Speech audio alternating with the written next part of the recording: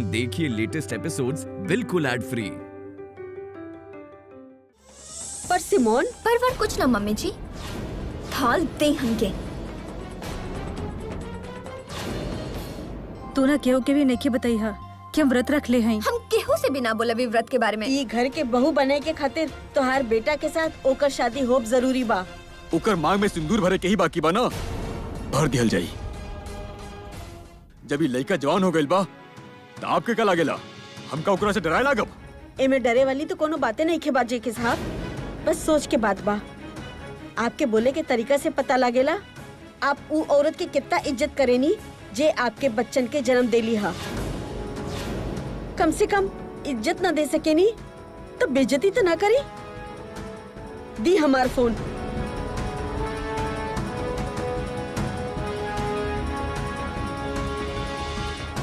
Don't worry mummy जी, बाबूजी के नेचर तो सबके पता बा, लेकिन हम उ लड़की के जितना मिले के चाहिए इज्जत हम जरूर दिलाइब।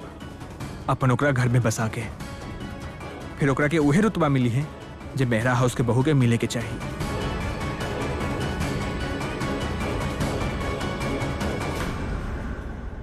मल्हार और जसलीन आपस में कौन बात करते रहे? जसलीन मल्हार से आवे खातिर कहले होई कि ना? मल्हार वापस आई कि ना?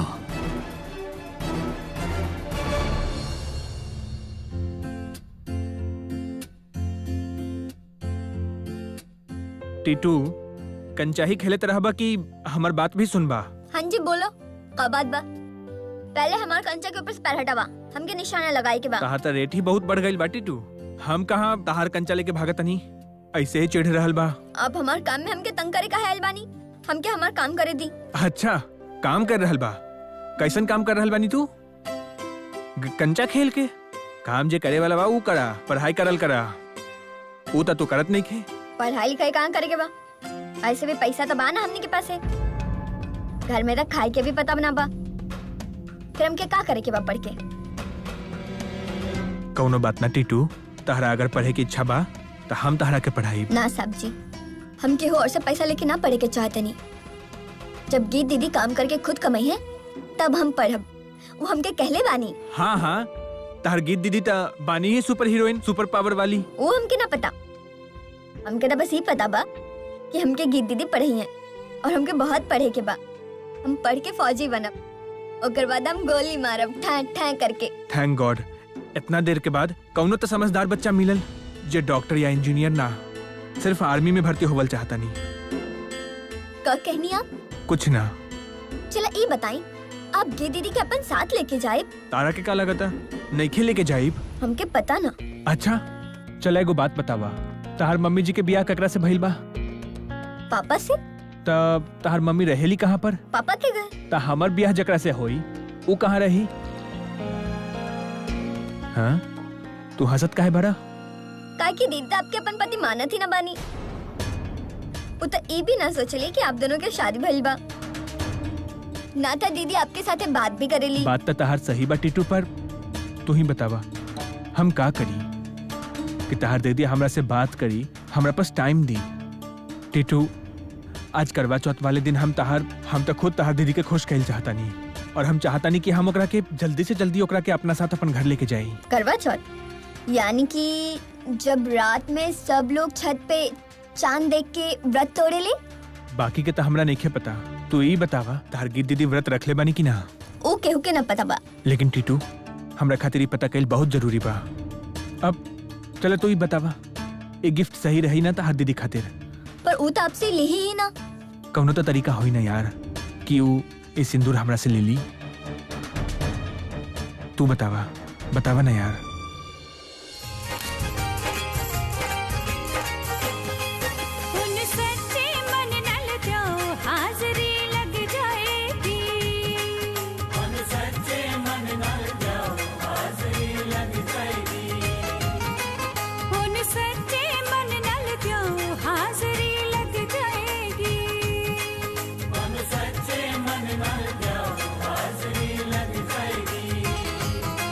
फिर जो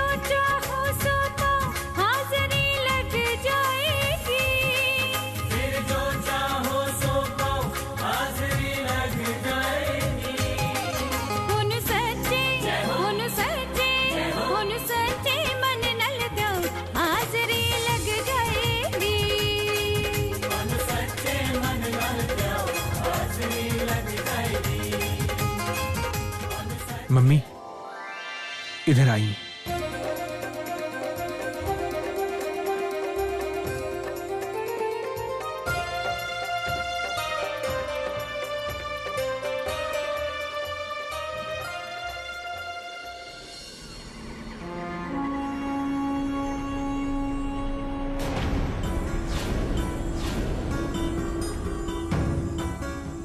तो फिर आ गई लू? हाँ आ गई नहीं हम।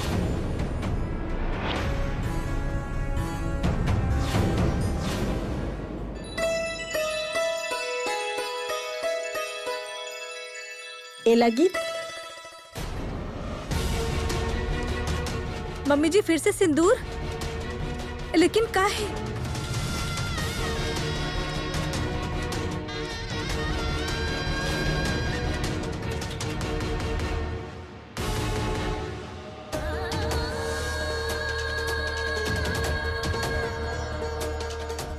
माता रानी के मूर्ति के सामने सिंदूर भरे से कौनों के शादी न हो जाला। तू कहत रहलू ना कि अगले जन्म में हम तोहर लड़की बने के चाहता नहीं। हम अगला पिछला कोनो भी जन्म में तोहार माँ ना बने के चाहता नहीं, और ना ही कोनो जन्म में तू हमार बेटी बने के काबिल बाड़ू। हाय, सुहाग की थाल वो तोहार हाथ में। काहे? तो के कोनो प्रॉब्लम बा? प्रॉब्लम बा तोहार खाली मांग। अभी तक सिंदूर ना भरल गइल बा तोहार मांग में, त तू सुहाग के थाली लेके फिरत आरू। तोहार तो हाथ में मेहंदी भी ना लागल बा अभी तक। तो मेरा हाउस में करवा चौथ के सुहाग के थाल माता रानी के चरण में समर्पित करे की ड्यूटी तोहार लागल बा। तू तो अभी अभी बाहर साइल बाड़ू, पर कुछ ज्यादा ही पता बा तो के मेहरा हाउस के रिवाज के बारे में। मेहरा हाउस के फंक्शन और मेहरा हाउस के रिवाज तो सब जगह मशहूर बा। हम तो कनाडा में भी ई सब फंक्शन के बारे में बड़ा चर्चा सुने नी। तो रिवाज के मुताबिक ई सुहाग के थाल तो जसलीन आंटी के हाथ में होए के चाहिए ना। By the way, Jasleen aunty कहाँ बड़ी? कुछ ज्यादा ही फिक्र बात हो कि अपन जसलीन आंटी के अपन काम से काम रखा, ज्यादा दखल देवे के कोनो जरूरत ना बाई सब चीज में। तो हर जबान भी तो नॉर्मल के हिसाब से थोड़ा बड़ा लागता हमरा के। चलत बहुत बड़ी और तेज भी चल सकेली अगर तू अभी भी हमारे सामने खड़ा रहबू तो। चला साइड हटा, हम मंदिर जाके करवा माता के कथा भी शुरू कराए के बा।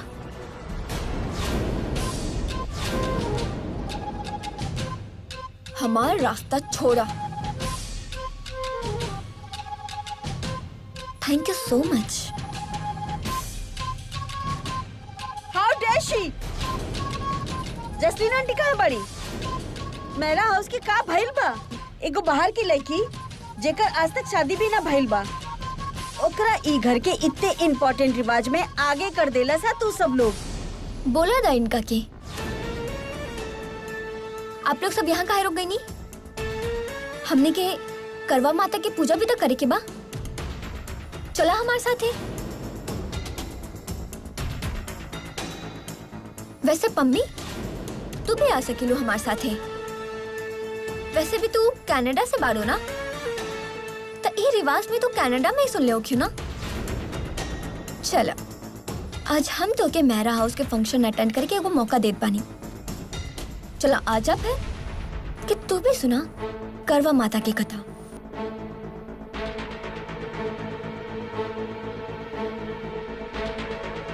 मम्मा मम्मा अभी शुरू तो ना भइल ना करवा माता के कथा? नहीं भइल बा, पर तू कहाँ से आ रहल बड़ू? हम यही खड़ा रहनी, दूर खड़ा होके देखत रहनी कि का होत बा। दूर से का समझ आई तो के? नजदीक आई तो कुछ समझ में आ जाई। पास आके भी का समझे के बा मम्मा। हमके ये ना समझ आ रहल बा कि होत का बा। पहले तो कभी मेरा हाउस में ऐसा ना भइल। ई बार तब बहुत कुछ नया हो रहल बा मेहरा हाउस में। जसलीन भाभी के हाथ से सगुन के थाल सिमोन के हाथ में भी चल गेल। दिख रहल बा ना तो के? दिखत ता मम्मी हमके सब कुछ बा, पर हमके फिर भी समझ ना आ रहल बा कि होत का बा। चाचा जी काहे ना कुछ कहले? उनका के तो बिल्कुल पसंद ना बना कि फैमिली के रीति रिवाज में कोनो भी तरह के चेंजेस आए। ये जे भी हो रहल बा ना तो हर ताया जी के मंजूरी के साथ ही हो रहल बा। सिमोन आज इतना बड़ कदम उठावे के हिम्मत दिखा रहल बाड़ी ना, तो सिर्फ इहे करके काहे कि जेके भाई साहब के ना ओकर पीठ पे हाथ पा। That means पूरा सपोर्ट बा सिमोन के ताया जी की। बात है। बाकी वही सपोर्ट अपन खुशी के साथ करल है या कोनो मजबूरी में, ये तो उनकरा के ही पता होई।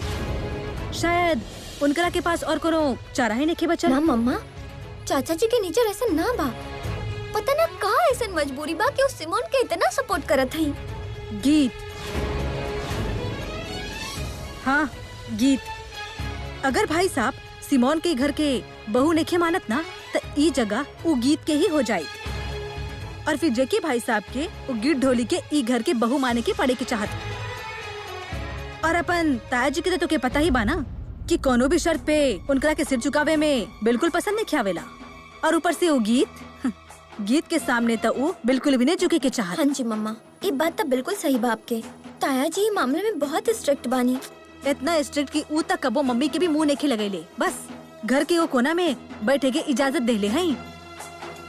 वो तो पापा जी के जाय से भी ना मेरा हाउस में मम्मी जी के ना वो है कि ना ही एक ही बराबर समझा। तू भी कौन बात लेके बैठ गल बाड़ू? जोन काम करे खातिर आयल बाड़ू वो करा और जा। हाँ जी मम्मा, आप जाए। आपके जाके करवा माता के कथा भी सुने के बा। हाँ चला।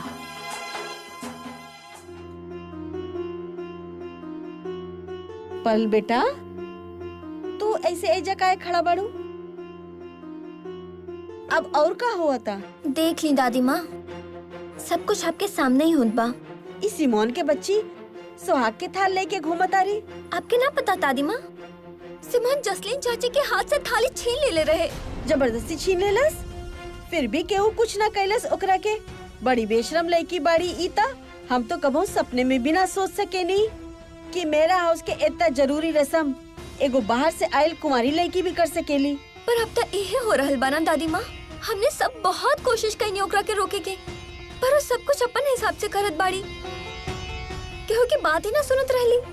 और वैसे भी कहा कर सकेनी दादी माँ। अगर कोनो औरत के बात ना सुनल बा ऊ, तो कोनो जेके के आवाज काहे ना देलस? आप बहुत भोला बानी दादी माँ। आपके ना पता बा, एक घर में चाचा जी के मर्जी के बिना कुछ भी ना होखेला। और आज सिमोन जितना बड़ा कदम उठात बाड़ी ना, वो सिर्फ एक खातिर कहे कि चाचा जी उनका सपोर्ट में खड़ा बानी। सब कुछ आपके बेटा के मर्जी के साथ हो रहल बा दादी माँ। ओकरा के तो तू हमार बेटा ना ही बोला। अगर ओकरा के थोड़ा बहुत भी ख्याल होत कि ऊ हमार बेटा बा, तो ओकरा के इहो याद होत कि जसलीन ओकर पत्नी बाड़ी, ई घर के बड़ी बहू बाड़ी। और सुहाग के थाल माता रानी के चरण में समर्पित करे की जिम्मेदारी ओकर बा। पर आपके रस्म रिवाज केहू के याद ना रही दादी माँ। अब तो हुए होई जो सिमोन चाहिए। पर हमार होत ऐसा ना हो सकेला। सिमोन के होली ई घर के रिवाज में दखल देवे वाली एगो बाहर से आयल कुमारी लड़की, और अब मेरा हाउस में बड़ी बहू के फर्ज पूरा करी। अब ऊ अब तो शायद ऐसा नहीं हुई मम्मी जी। सब दुनिया में एकरा जैसन औरत के इशारा पे ही हमेशा नाचे की पड़ेला। और ई घर में तो घर के मालिक औरत के जबरदस्ती ई मक्खी निगले पे मजबूर कर सकेला। और वैसे भी आप तो जेके भाई साहब की नजर में तो कुछ भी नहीं किए हैं। और अगर हैं तो बताएं, उस समय आपके सामने आपके जमाई के हमार घर वाला के कितना बेइज्जती कहले। उस समय भी केहू के जबान नहीं खुला भाई साहब के सामने। रो ना बेटी, मत रो। जे कुछ हो गइल ओकरा के छोड़ दा। ता अब हम अब कुछ भी गलत ना होए दे ई घर में। आप कर भी का सकत है मम्मी जी। आपके के मानी ई घर में बताई, जेके भाई साहब तो आपके जबरदस्ती फिर से जाके कमरा में ही बंद कर दी है। और फिर शायद ई दरवाजा आपके आखिरी सांस तक नहीं खुले। उ लोगन के आपके जिए मरे से कोनो भी मतलब नहीं बा। हमरा के पता बा, उ हमरा के अपन माँ ना मानेला। अगर हम ओकरा के अपन कोख से ना जन्मी हाँ, तो का हम ओकर माना? हमरा के याद बा, जब हम ई घर में शादी करके आयल रहनी, तो पहले उ भी हमरा के माँ ही कहत रहे। शायद हमरा के आज ओकरा के दोबारा याद कराए के पड़ी कि माँ कैसन होली। मामा खातिर तो बच्चा तो सारी उम्र बच्चा ही रहेले। आज हम ओकरा के बताइब कि ओकर माँ का कर सकेली। लेकिन बेटी गीत के फोन लगावा, हमरा के ओकरा से बात करे के बा। ली दादी माँ।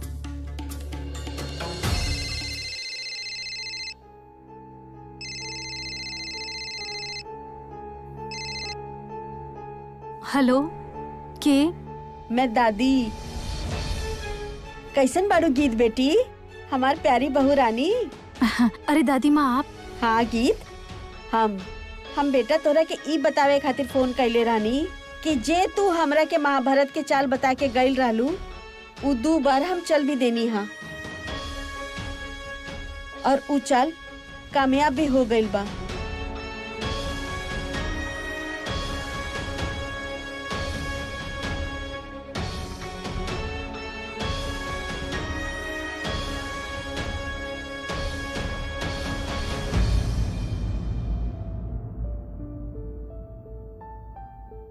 अब गीत अकेली का करी? पापा जी की सेहत भी खराब होकर जा रहल बा।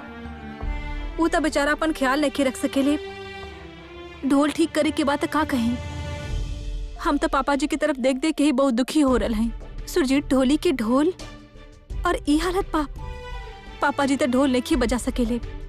ऊपर से इतना सारा त्योहार आ रहल बा, खुशी के मौका पे तो ढोल बजेला ही,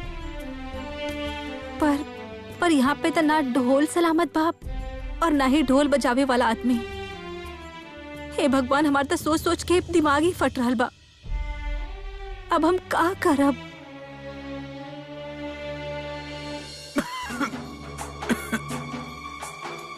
ई लीजिए दवाई खा ली।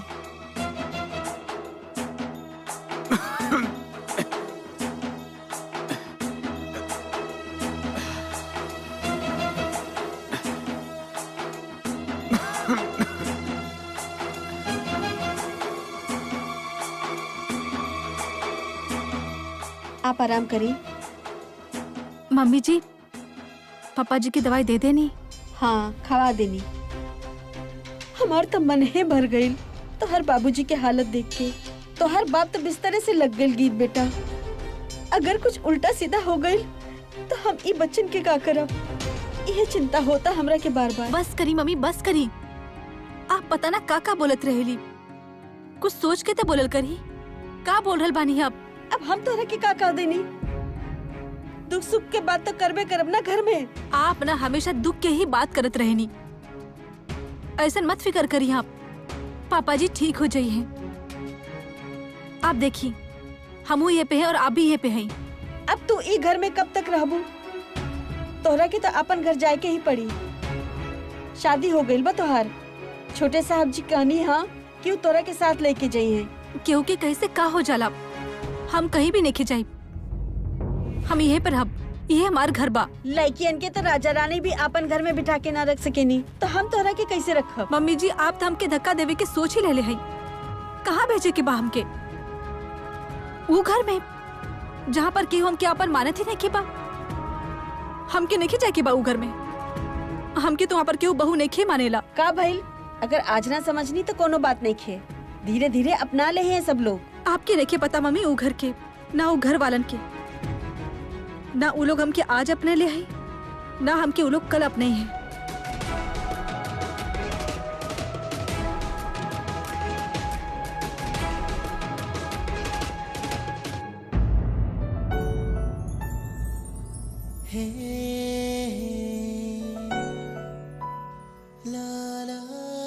का भइल? तू फिर हमरा से मुंह काहे फेरतानी? चला कोनो बात ना, मत देखा हमरा तरफ। लेकिन हम जे बात बोले आइल बानी वो बात हम जरूर बता के चाहिए। तारा पता बा इस समय हमार हमनी के घर में का हो रहल हुई? वहां पर माता रानी के पास सुहाग के थाल सज रहल हुई। ओकरा बाद करवा माता के पूजा हुई। तब यहाँ का करत बानी? जाए ना आप भी वहाँ जाके पूजा करे। पिंकी, पूजा तो पूजा होला, वो चाहे वहां होई या यहाँ, का फर्क पड़ेला? यही से आज के पूजा तो हम यहीं पर करब। बस हमरा तनिक फूल के जरूरत बा पूजा खातिर। तू तो नई जगह करे तारा, चला अंदर जल्दी से।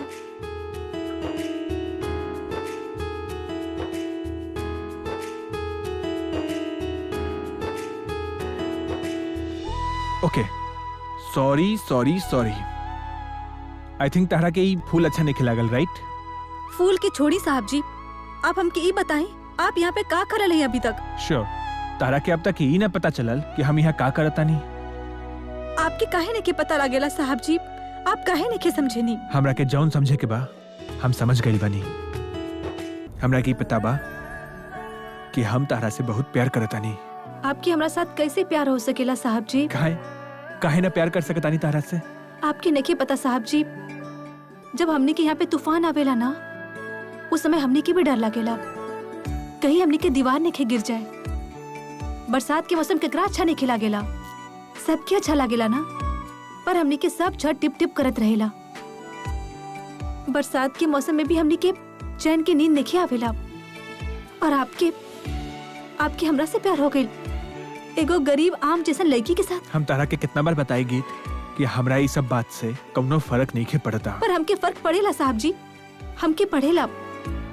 हमार मिन्नत ही समझी, आप चल जाइए यहाँ से। चल जाई? अकेले कैसे वापस चल जाए गीत?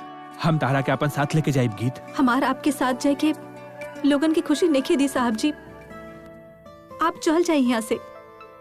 आपन घर वालन की खुश करी, बड़का साहब जी, बड़की मैडम जी, उनकरा के खुशी देवे की आपकी जिम्मेदारी बा, और अपन जिम्मेदारी निभाई साहब जी। और उनकर बहू के मेहरा हाउस में वापस लेके जाइल भी था हमारी जिम्मेदारी बना गीत। मेहरा परिवार के साथ हमार कोनो मेल नहीं बा साहब जी। आप वो अमीर घर वाला के आवे वाला कल है साहब जी, और हम एगो आम जैसन डोली के लेकी। आप चल जाइए यहाँ से। आप अपन इतना सुंदर दुनिया छोड़ के यहाँ नहीं बैठी साहब जी, चल जाइए। तारा के अभी भी हमार सुख चैन, हमारा आराम के कितना फिक्र बा गीत। बस तहार ई बात भी हमरा के बहुत पसंद बा। तहार दिल बहुत साफ बा गीत। शायद यह सब बात करके हमरा तारा से प्यार हो गई। ऐसा मत कही छोटका साहब जी, ऐसा ना कही। कहा कहला तू? हम कहनी ऐसा मत कही छोटका साहब। अब हम का कहनी, हंस कह रहा है आप? ना कुछ ना, तो प्लीज हमरा के छोटा साहब जी मत कहल करा, स्ट्रेंज लगता ऐसे। यू कैन कॉल मी मल्हार जी। हाँ जी मिस जी, तू हमरा के मल्हार कह के बुला सकता नहीं। हे भगवान ना, हम आपके नाम लेके कैसे बुला सकत हैं? ऐसा नहीं हो सकेला। ऐसा ना कर सकेलू, इट्स सो सिंपल, बस मल्हार कह के बुला लिहल करा, दैट्स इट। ऐसा कैसे साहब जी, आप हमारे मांग में सिंदूर भर ले हैं, हम आपके नाम लेके कैसे बुला सकत हैं?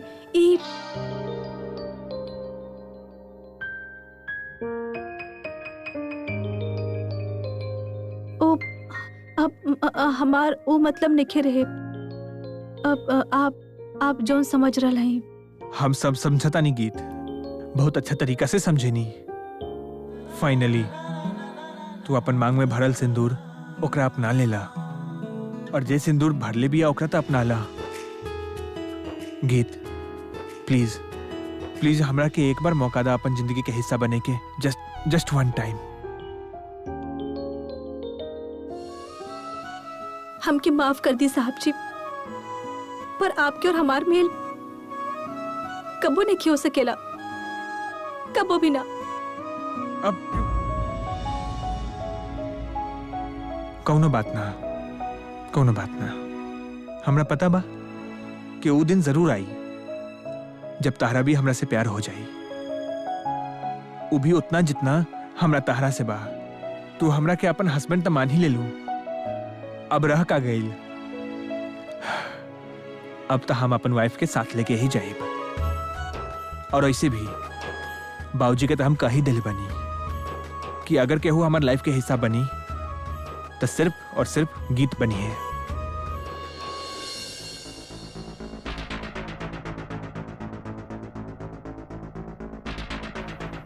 ओके लेडीज, मंदिर तक तो आ गइल बानी हमनी, अब का करे के बा?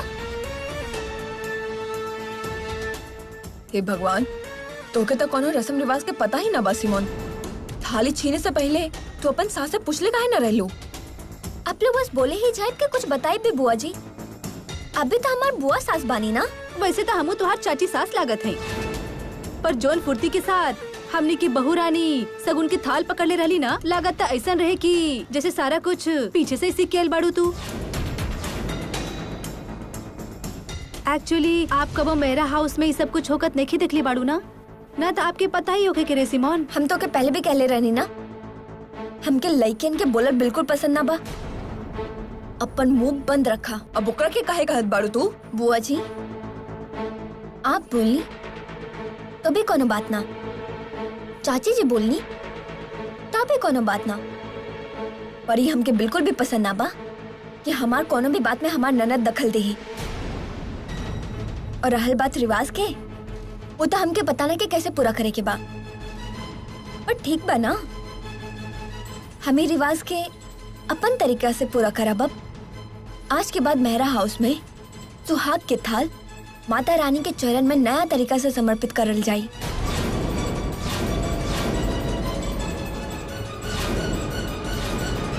रुका सिमोन,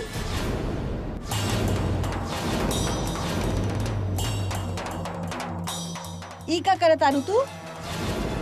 वाह दादी, अब आप लेके आइए ही कहानी में नया टर्न।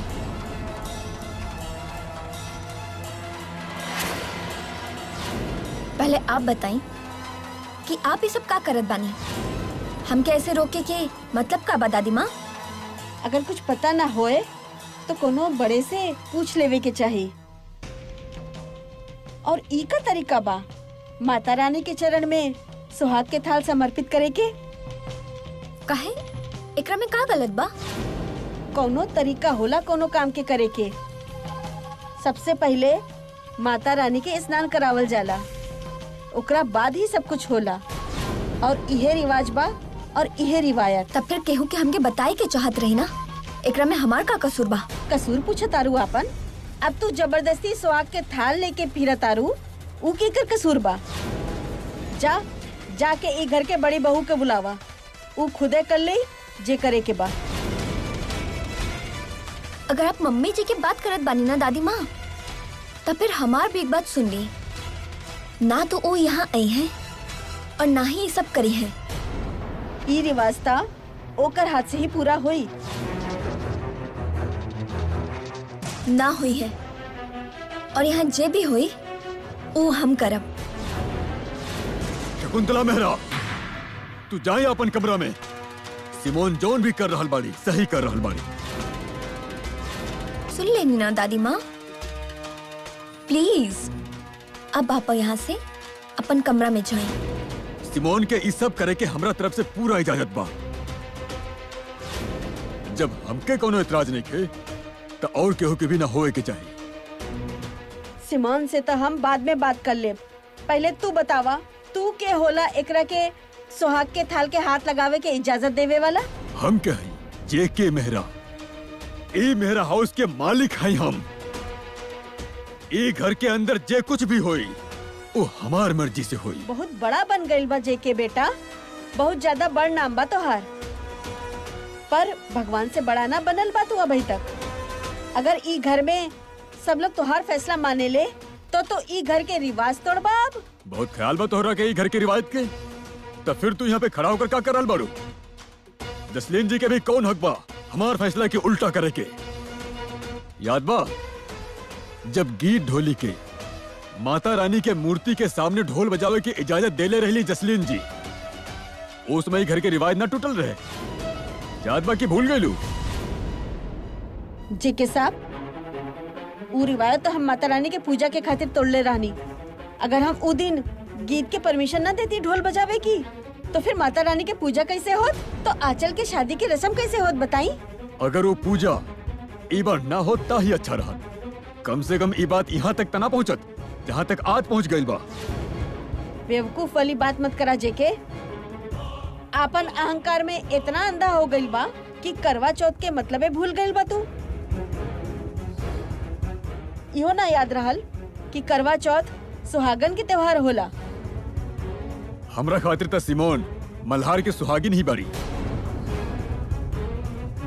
जेकरा के सिमोन के सुहाग कहत फिरता ना, ऊ मल्हार तो सिमोन के आपन बीवी मानते ना। फिर तोरा कैसे का होला जेके? ना तो सिमोन मल्हार के खातिर सुहाग के व्रत रख सकेली और ना एक घर के बड़ी बहू के फर्ज निभा सकेली और ना ही ई घर के बड़ी बहू से होए वाली कोनो भी रस्म निभा सकेली। जब तक मल्हार के साथ एकर फेरा ना होला त इहे रिवाज बा और इहे हमार फैसला बा। शकुंतला मेहरा, अपन फैसला ना सुनावा, चल जाए अपन कमरा में। जेके, तू हमरा साथ ऐसन बात ना कर सकेला। सबके सामने आपन माँ के ऐसन बेइज्जती ना कर सकेला तू। और ई बेइज्जती भी कोना वजह से? एगो बाहर की लड़की की वजह से। ऊ लड़की के बदले जेकर मेहरा परिवार के साथ अब तक कोनो रिश्ता ना जुड़ल बा। ई लड़की की वजह से तू हमरा साथ ऐसन बात करबा? मम्मी जी, दादी मम्मी जी, का भइल बा आपके? कहाँ दर्द होता आपके? छाती में दर्द होता।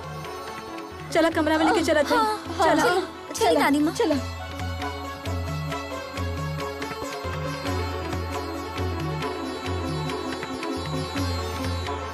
मम्मी जी, ई का हो गइल? बात का भइल बनानी के साथे? हाय हाय कमो दीदी, कहीं दिल के दौरा तो नहीं पड़ गइल मम्मी जी के? पड़ जाए हम तकहत बानी। वैसे भी हर चीज पे ता कुंडली मार के बैठल रहेली और ता हर समय लड़त रहेली बड़ भाई साहब से। पूरा उम्र बीत गई पर इनका कि अभी तक ई ना पता लगल कि मेहरा हाउस के औरत के कैसे रहे के चाही। इस टाइम तैसन बात मत करी आप। चली जाके देखा थी कुछ होता नहीं गइल।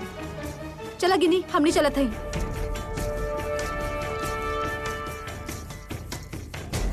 बुआ जी अब का हुई?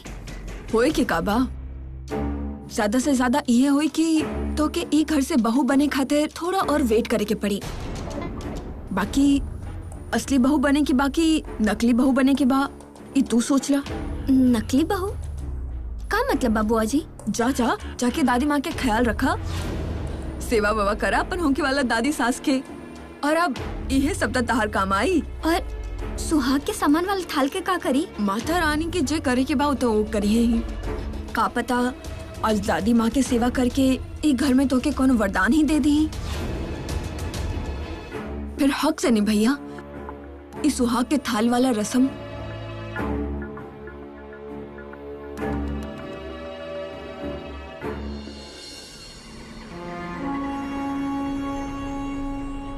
अंकल जी, आप कभी भी ऊपर मम्मी जी के कमरे में ना जाता नहीं? ना, हम उनकर पास ना जाएंगे। अगर कबो कुछ हो जाए तब वो ना? जो कल होए के है ना, हमार तरफ से आज ही हो जाए। ध्यान से मम्मी जी, आराम से बैठ जाएं दादी माँ। मम्मी जी, आपके तबीयत ज्यादा खराब तो ना बा? आपके ज्यादा दर्द तो ना होता? हम अभी डॉक्टर के बुलावता नहीं। रहेदा जसलीन बेटा, रहेदा। हम ऐजा बानी मम्मी जी, बस डॉक्टर के फोन करता नहीं। रहेदा बेटा, ना बुलावा कोनो डॉक्टर के। कोनो जरूरत नहीं के कोनो डॉक्टर के बुलावे के। मम्मी जी, आपके तकलीफ होता, ये आप का कहता नहीं? एक तो आपके सीने में दर्द होता, अगर कोनो बड़ा बीमारी निकल आइल ता हमरा के डॉक्टर के बुलावे दा। ना ना, हमरा के नहीं दिखा कोनो डॉक्टर के। मम्मी जी आप आराम से बैठी, भाभी जी के डॉक्टर के बुला ले दी। हाँ जी मम्मी जी, आप आराम करी ना, हम ठीक बानी, ना जरूरत बा कोनो डॉक्टर के। आप काहे ना माने तानी मम्मी जी? एक तो आपके छाती में इतना दर्द होता और अभी ठीक हो गई, आप हमरा के डॉक्टर के बुलावे काहे नहीं देता नी? कुछ ना भइल बा हमरा के, वो तो हम ऐसे ही झूठ बोलत रहनी। दादी माँ, आप झूठ भी बोलत बानी, बट वाई? काहे बोलनी आप झूठ? हमरा के पता बा बेटी, झूठ बोलब गलत बात बा, पर अगर कोनो अच्छा काम के खातिर झूठ बोले के पड़े तो कुछ बुरा ना होला। कौन बड़का अच्छा काम मम्मी जी? ई घर के रिवाज के बचावे के काम। आज हमरा के ई झूठ ये खातिर बोले के पड़ल ताकि ई घर के रिवाज ना टूटे। वाह मम्मी जी, और कोनो रास्ता ना रहे बेटी।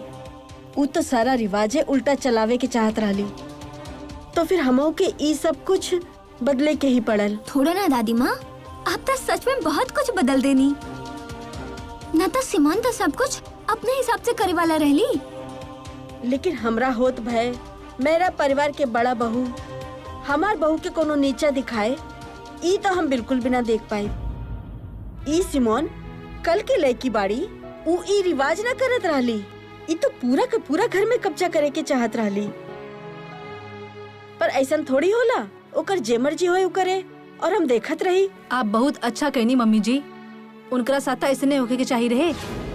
अगर मेरा परिवार के इज्जत के ख्याल अगर मेरा परिवार की बहू न रखी है तो और के रखी? फिर ई तो हमार जिम्मेदारी बनत रहली ना मम्मी जी।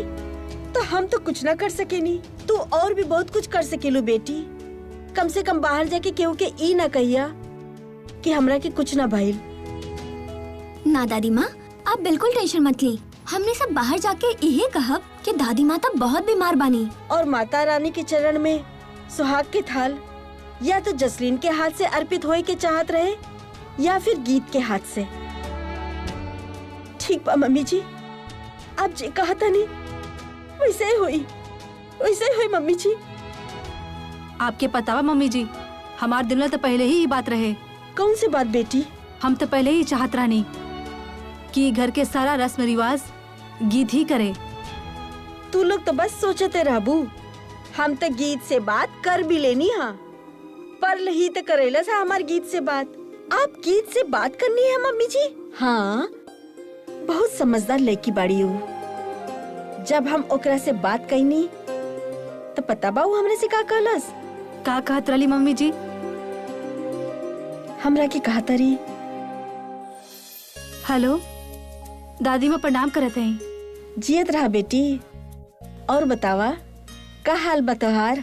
हम ठीक हैं दादी माँ, अब आपके साथ बात हो गई, बस ठीक हो गई। नहीं फिर हमो के ठीक कर दा बेटी, हमारो कलेजा ठंडा कई दा। का मतलब?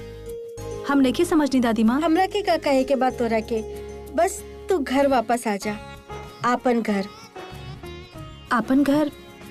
हम तो आपन घर ही है दादी माँ। ना गीत, शादी के बाद तो लड़की के आपन घर तो आपन ससुराल होला, ओकर पति के घर। ई हिसाब से तो मेरा हाउस ही तोहार घर भइल बना बेटी। पर दादी माँ हम वहाँ पे कैसे रह सकत हैं? आ सकतारू मल्हार के साथ। हमार पोता सब कुछ छोड़ छाड़ के तोहार पीछे तोहार गांव गइल बा। देखिया ओकर दिल मत तोड़िया बेटा, आ जइया ओकरा साथ। फिर तोहार मेरा हाउस की दहलीज में आरती उतार के स्वागत करब हम। तो फिर का भइल मम्मी जी? आप सारा कुछ ही बता देनी गीत के। हाँ, हम तो ओकरा के सब कुछ बता देनी।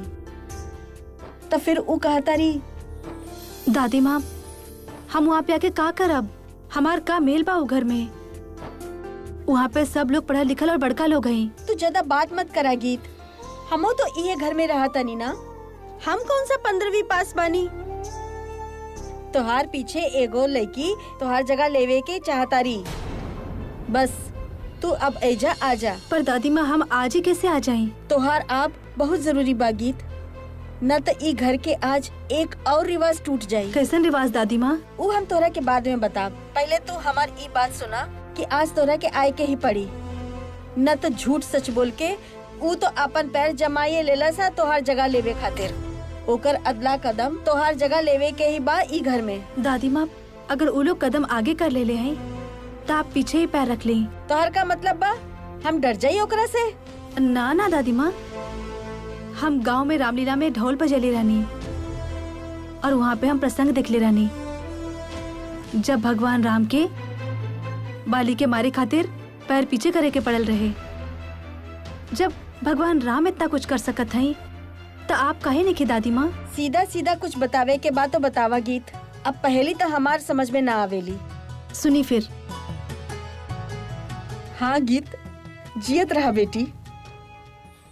बस फिर गीत हमरा के समझा देला सब कुछ, तो फिर हम उहे कहनी जे हमरा के करे के चाहत रहे। एकर मतलब गीत इतना दूर रह के भी, ई घर के बाहर बैठ के भी, ई घर के रिवाज के टूटे से बचा लेलस। पर दादी माँ देखे में इतना चालाक लगत ना बाड़ी गीत। एकरा के चालाक ना कहल जाला बेटी। अगर कोनो बात से केहू के साथ बुरा हो जाए तब ओकरा के अंदर के अच्छाई ना मरेला। अगर गीत हमरा के ई सलाह ना देत तब भी हम कुछ ना कुछ तो करे ही लेती। हमार होत भय हमार घर की बड़ी बहू के साथ कुछ गलत हो जाए, ये हम कैसे बर्दाश्त कर सकब।